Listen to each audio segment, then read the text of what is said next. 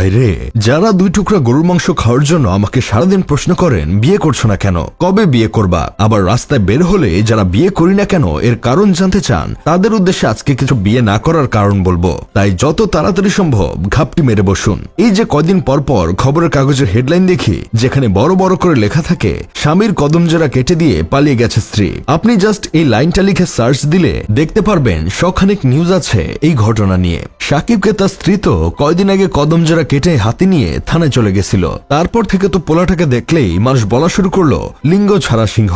এখন আপনি চিন্তা করেন, কারো কি নিজের ইচ্ছা এভাবে লিঙ্গ ছাড়া সিংহ হতে মন চাইবে? বর্তমান যুগে বিয়ে করতে হলে মনে হয় সবার আগে স্টিলের বাঘের খাঁচা বানিয়ে তারপর বিয়ে করতে হবে, না হলে যে কোনো সময় যে কোনো ঘটনা ঘটে যেতে পারে। কারণ আজকালকার মেয়েদের সাথে বনিবনা না হলেই শুধু কদমজোড়া কেটে দেয়। আমি আসলে স্টিলের বাঘের খাঁচা বানাতে দিছি, বানানো হয়ে গেলেই বিয়ে করব।